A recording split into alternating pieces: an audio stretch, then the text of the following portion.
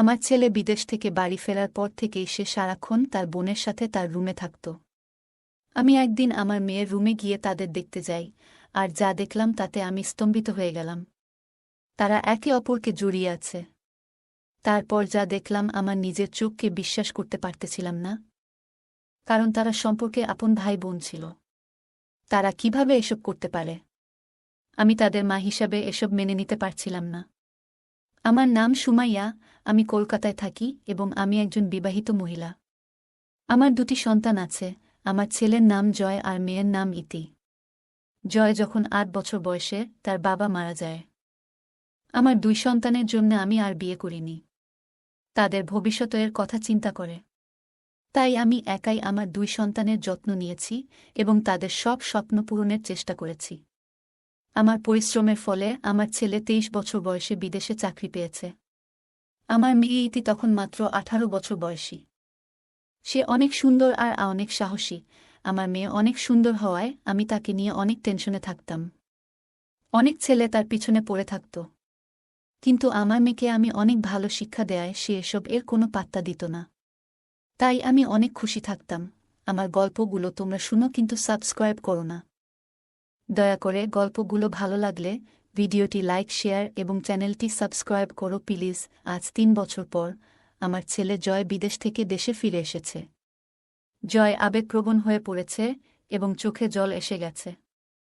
আমার মেয়ের বয়স তখন ২১ বছর। জয় চলে আসতেই আমার চোখে জল এসে পড়ল, আর সে বলতে লাগল, আম্মু, দয়া করে আমাকে দরজায় দাঁড় করিয়ে রাখবেন না, আপনি কি এটা শুনতে চান? আমি তখন নিজেকে সামলে নিলাম এবং ছেলের হাত ধরে তাকে ভেতরে নিয়ে এলাম।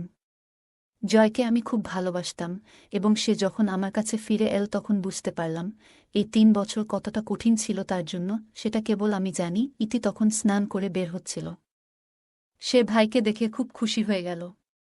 তাদের এই আবেগপূর্ণ মুহূর্ত দেখে আমি একটু অস্বস্তি অনুভব করছিলাম, কারণ ইতি তখনও পুরোপুরি পোশাক পরেনি আর তাদের শরীর একে অপরকে ছুঁয়ে যাচ্ছিল।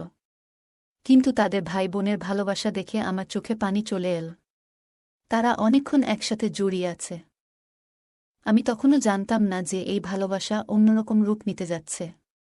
জয়কে বললাম, এবার থামো, আর কতক্ষণ এমন করে থাকবে? যাও, ফ্রেশ হয়ে আসো। আর আমার মেয়েকে বললাম, যাও, আগে পুরোপুরি পোশাক পরে আসো। জয় তখন একটু দূরে সরে গিয়ে ফ্রেশ হতে চলে গেল। কিছুক্ষণ পরে সে ফিরে এলে আমি তার জন্য চা ও নাস্তা নিয়ে আসি। তার সাথে ইতির জন্য অনেক মেকআপ আইটেম ও জামাকাপড় ছিল, যেগুলি দেখে আমরা খুব খুশি হয়েছিলাম। আর আমি লক্ষ্য করলাম আমার মেয়ের জন্য কিছু ছোট পোশাক নিয়ে এসেছিল, যা সে একটু লুকিয়ে রেখেছিল আমার কাছ থেকে। তা দেখে আমি অনেক অবাক হয়ে গিয়েছিলাম। কেন সে আমার কাছ থেকে এসব লুকিয়ে রেখেছে তা ভাবতে লাগলাম। আমার মনে হচ্ছিল আমার পরিশ্রম সার্থক হয়েছে। দুপুর হয়ে গেছে, আমরা সবাই একসাথে খেতে বসেছিলাম। আমি আর ইতি জয়কে জিজ্ঞেস করছিলাম, বিদেশে গিয়ে কেমন করে এত সফল হলে? ওখানকার পরিবেশ কেমন? জয় ইতিকে দেখে বলল, ইতি, তুমি অনেক বড় হয়ে গেছ। এই ৩ বছরে অনেক পরিবর্তন হয়েছে তোমার মধ্যে। আমি হেসে বললাম, হ্যাঁ, সে তো নায়িকা হয়ে উঠবে। জয় আমার দিকে একটু অন্যরকমভাবে তাকালো, মনে হলো কথাটা তার পছন্দ হয়নি। সে তখন বিদেশের নানা অভিজ্ঞতার কথা বলতে লাগল। রাতের খাবারের পর আমরা আমাদের ঘরে চলে গেলাম। ইতি তখন কলেজের ছুটিতে ছিল। জয় যখন ২৬ বছর বয়সী, তখন তার বিয়ের কথা আমার মাথায় আসতে লাগল। আমি কিছু না ভেবে জয়কে বললাম, বাবা, এখন তোমার বয়স হয়েছে, বিয়ে করো যাতে ঘরে একটা মেয়ে থাকে তোমার সেবা করার জন্য। জয় বলল, মা, আমি এখন বিয়ে করার কথা ভাবতে পারছি না। আমার বয়স এখনও বিয়ের জন্য উপযুক্ত মনে হয় না। জয় এর কথা শুনে আমার একটু খারাপ লাগল, কিন্তু আর জোর করতে পারলাম না। কিছুক্ষণ পর ইতি এসে জয় এর খুব কাছে বসল। ২ ভাইবোনের কথোপকথন চলছিল এবং আমি ভাবছিলাম যে তারা স্বাভাবিক বিষয় ছাড়া অন্য কিছু নিয়ে কথা বলছে না, কিন্তু একটু পর বুঝতে পারলাম তারা আরও অন্য সব কথাও বলছে যা ভাইবোনের মধ্যে বলা ঠিক ছিল না। চা খেয়ে ইতির ঘরে গিয়ে যা দেখলাম তাতে আমি অবাক হয়ে গেলাম। দৃশ্যটা দেখে মনে হলো এই দুজন যেন বহু বছর বিচ্ছিন্ন থাকা প্রেমিক। এটা দেখে আমি হতবাক হয়ে গেলাম। আমাদের সময়েও ভাইবোনের মধ্যে ভালোবাসা ছিল, কিন্তু এতটা ঘনিষ্ঠতা কখনো দেখিনি। সম্পর্কের মধ্যে একটা সীমা থাকা খুবই গুরুত্বপূর্ণ। জয়কে জড়িয়ে ধরে ইতি প্রায় ৫ মিনিট ধরে চোখ বন্ধ করেছিল। মনে হল এই সম্পর্কটা স্বাভাবিক ভাইবোনের সম্পর্ক নয়। তাদের ভাইবোনের সম্পর্কটা দেখে মনে হল সম্পূর্ণ আলাদা। এটা ঠিক ছিল না। আর আমি মা হিসেবে কিভাবে তাদেরকে মানা করব আমি বুঝতে পারছিলাম না। আমি ইতিকে জয় এর থেকে আলাদা করলাম, কিন্তু তবুও সে জয়কে ছাড়তে চাচ্ছিল না। আমি ভাবলাম ভাইকে দেখে সে হয়তো আবেগে ভেসে গেছে। আমি এসব এড়িয়ে ইতিকে ডাকলাম। তারা দুজনেই একটু দূরে সরে গেল। ইতি তখন কাঁদছিল, আর জয়ও কিছুটা ঘাবড়ে গিয়েছিল। জয়কে তখন ইতিকে চা দিল। জয় এখন আগের মতো নেই, তার পেট বড় হয়ে গেছে, কিন্তু ইতি তার প্রশংসা করছিল, ঠিক যেমন জয় ইতির প্রশংসা করেছিল। জয় বলল, ৩ বছর পর বাসায় এসে দেখি আমাদের শহরটা অনেক বদলে গেছে।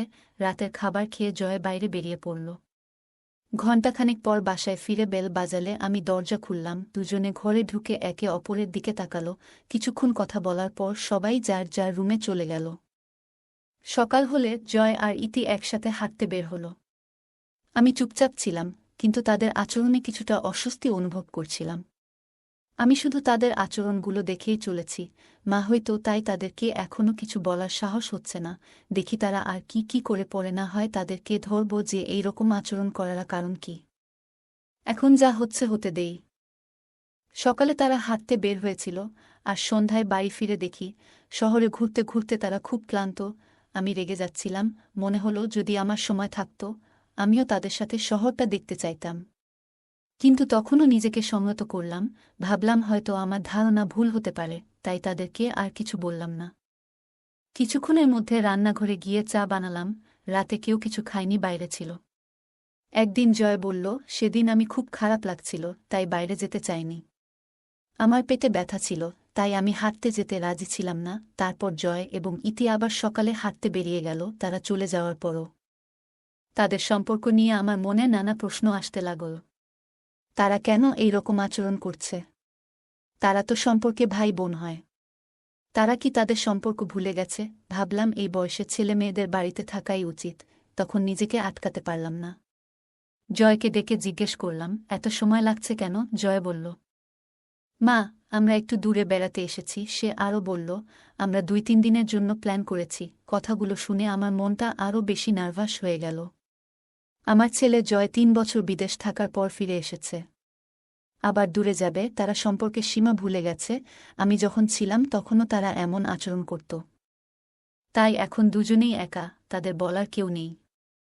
এই প্রশ্নগুলো বারবার আমার মনে আসছিল। জয় তার বোনের সাথে অনেক দূরে যাচ্ছে, এটা কেন? তাদের একে অপরকে জড়িয়ে ধরার সেই দৃশ্যটি আমার কাছে অদ্ভুত মনে হয়েছিল। এখন তারা ৩ দিনের জন্য বাইরে যাবে। আমি বুঝতে পারছিলাম না যে আমার ধারণাগুলো ঠিক না ভুল। কিন্তু শীঘ্রই সব পরিষ্কার হয়ে যাবে। ৩ দিন পর তারা দুজনেই বাড়ি ফিরে এল। ইতিকে তখন খুব খুশি দেখাচ্ছিল, যা আমাকে অবাক করেছিল। সে বলল, আজ আমি জীবনে এত খুশি, যা আগে কখনো কল্পনাও করিনি। তার কথা শুনে মনে হলো সে অনেক কিছু শিখেছে, এবং জয় তাকে এত সুখ এবং তৃপ্তি দিয়েছে। আমি বুঝতে পারছিলাম না ইতি কী ধরনের সুখ এবং তৃপ্তির কথা বলছে, যা আমাকে আরও বেশি অস্বস্তিতে ফেলছিল। তার এই পরিবর্তন আমার কাছে খুব অদ্ভুত মনে হচ্ছিল। রাতে আমি ঘুমাতে পারছিলাম না, কারণ তাদের কথা বলার শব্দ শুনতে পাচ্ছিলাম। তাই উঠে ইতির রুমের কাছে গেলাম। ইতি খুব ছোট জামা পরেছিল, যা আগে কখনো দেখিনি। এসবি মনে হয় জয় বিদেশ থেকে নিয়ে এসেছিল। তার ভাই জয়ও সেখানে বসেছিল। তারা দুজনেই একে অপরের দিকে তাকিয়ে কথা বলছিল। আমি দরজায় টোকা দিয়ে বললাম, বাকি কথা কাল সকালে হবে। এখন অনেক দেরি হয়েছে, তোমরা দুজনে নিজ নিজ রুমে গিয়ে ঘুমাও। জয় বলল, মা, আমি কিছুক্ষণের মধ্যে আমার রুমে যাব। রাত ১টার একটু আগে সে আমার রুমে এসে শুয়ে পড়ল। আমি ঘুমাতে পারছিলাম না, তাই উঠে রান্নাঘরে পানি খেতে গেলাম। তখন দেখলাম ইতির রুমের লাইট জ্বলছে। ভাবলাম সে হয়তো সুইচ অফ করতে ভুলে গেছে। লাইট বন্ধ করতে গিয়ে দেখি জয় আর ইতি একে অপরকে জড়িয়ে ধরে দাঁড়িয়ে আছে। এই দৃশ্য দেখে আমি অবাক হয়ে গেলাম। এত রাতে তারা একসাথে কেন এবং এমন ঘনিষ্ঠ অবস্থায় কেন, তা আমার কাছে বোধগম্য হচ্ছিল না। তাকে অন্য ব্যক্তির সাথে ঘনিষ্ঠভাবে দেখলাম, এবং আমার রাগ বাড়তে লাগল। আমি তার কাছে গিয়ে জিজ্ঞাসা করতে চেয়েছিলাম, কিন্তু স্থির করলাম, আগে সবকিছু পরিষ্কারভাবে বুঝে নিই। তাই ধীরে ধীরে ফিরে এসে জানালার কাছে দাঁড়িয়ে তার গোপন কথা জানার চেষ্টা করলাম। কিছুক্ষণ পর জয় তার রুমে চলে গেল। দেখলাম সে ক্লান্ত হয়ে পড়েছে। জানালা দিয়ে উকি দিয়ে দেখি ইতিও ক্লান্ত লাগছে এবং বোতলের দিকে তাকিয়ে আছে। এত কিছু দেখার পরও বুঝতে পারছিলাম না এদের মধ্যে আসলে কি হচ্ছে। ঠিক করলাম পরের দিন থেকে রাতের কথাগুলোও শোনার চেষ্টা করব। এক রাতে জয় আর ইতির কথোপকথন আমার কানে এলো। জয় বলছিল, বোন, আমরা যা করছি তা শুধু আমাদের মধ্যে থাকুক। এই কথাগুলো শুনে আমি স্তম্ভিত হয়ে গেলাম। ভাবতে পারছিলাম না আমার সন্তানদের মধ্যে এমন কিছু হতে পারে। পরের বার আরও ভালোভাবে খেয়াল রাখার সিদ্ধান্ত নিলাম। আরেকদিন কীর্তি বলছিল, আমি গর্ভবতী হয়ে গেছি। মাকে কি বলবো শুনে আমি চমকে গেলাম। আমার সন্তানেরা সব সীমা অতিক্রম করেছে, কিন্তু আমার কাছে কোনো প্রমাণ নেই। তাই কিছু না বলে প্রমাণ জোগাড়ের চেষ্টা করলাম। সেই রাত কোনোরকমে কেটে গেল। পরদিন সকালে জয় এর রুমে গেলাম।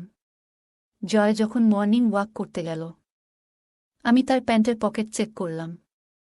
তাতে কিছু গর্ভনিরোধক পিল আর একটা প্রেগন্যান্সি কিট ছিল। এসব দেখে বুঝলাম আমার সন্দেহ সঠিক। তারা কিছু ভুল করেছে।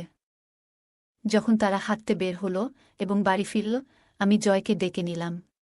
আমার মেয়েও তার সাথে ছিল। আমি জয়কে কানের নিচে থাপ্পড় মারলাম। ইতি ভয় পেয়ে গেল এবং জিজ্ঞাসা করল, মা, এটা কি করছ? ভাইয়ের সাথে এমন আচরণ করা তোমার শোভা পায় না, তুমি অনেক খারাপ করছ। আমি বললাম, তোমরা সীমা ভুলে যা খুশি করছ। আমার কথা শুনে দুজনেই ঘাবড়ে গেল এবং আমার দিকে তাকালো। ওদের বললাম, তোমরা ভান করছ যে কিছুই হয়নি, কিন্তু আমি সব বুঝতে পারছি। এরপর গর্ভধারণ ও জন্মনিয়ন্ত্রণ বড়ি তাদের সামনে রাখলাম। ওদের মুখ ফ্যাকাশে হয়ে গেল। কিছু বলতে যাচ্ছিলাম, তখন ইতি বলল, মা, আপনি যা ভাবছেন তা ঠিক নয়। জয় ভাই আমাকে সাহায্য করছে। কি আর সাহায্য করছে? তোমাকে গর্ভবতী করতে সাহায্য করছে কি? তোমরা তোমাদের সম্পর্ক ভুলে গেছ যে তোমরা আপন ভাই বোন হয়। তোমরা এমনটা কেন করলে? বাইরের মানুষ শূন্যে আমাদের সমাজ থেকে বের করে দিবে। আমি অবাক হয়ে জয় এর দিকে তাকালাম। তারপর আমার মেয়ে আবার বলল, মা, কিছুদিন আগে আমি আমার বন্ধুর সাথে বাইরে গিয়েছিলাম। তখন আমাদের কলেজের এক প্রফেসর আমাকে ব্ল্যাকমেল করতে শুরু করেন। তিনি বললেন, আমাকে খুশি করলে 2টো বিষয় পাশ করাবেন। আমি অনেক কষ্টে ছিলাম, তাই আপনাকে জানাতে পারিনি। প্রফেসর প্রতিদিন আমাকে ফোন করতেন এবং খারাপ আচরণ করতেন। আমি বারবার প্রত্যাখ্যান করেও ফাঁদে পড়ে যাই। তাই জয় ভাই আমাকে সাহায্য করছিল। এ কথা শুনে আমি হতবাক হয়ে গেলাম এবং বুঝলাম পরিস্থিতি আসলেই কতটা জটিল। জয় ভাই সবসময় চিন্তাশীল ছিল, তাই আমি তাকে সবকিছু বলেছিলাম। সে আমাকে এই সমস্যাগুলো থেকে বের করে আনতে অনেক সাহায্য করেছিল। বাইরে ঘুরতে যাওয়া আমাদের যাত্রা তার কারণে নয়, বরং এই প্রফেসরের কুকর্মের পরিপ্রেক্ষিতে ঘটেছিল। আমরা পুলিশ নিয়ে সেখানে পৌঁছালে তারা সেই অধ্যাপককে গ্রেপ্তার করে। ছেলে, আমি জানতাম না আমার মেয়ে এত কষ্টের মধ্যে দিয়ে যাচ্ছে। ধীরে ধীরে সে সুস্থ হতে শুরু করল। আমার সন্তানদের নিয়ে ভুল ধারণা পোষণ করেছিলাম। তাই তাদের দুজনকে জড়িয়ে ধরে কাঁদলাম এবং বললাম, মা, আমাকে ক্ষমা করো। আমি জানতাম না তোমরা কি সহ্য করছ। সমাজে এমন অনেক ঘটনা ঘটে যেখানে স্কুল বা কলেজে বাচ্চাদের ব্ল্যাকমেল করা হয়।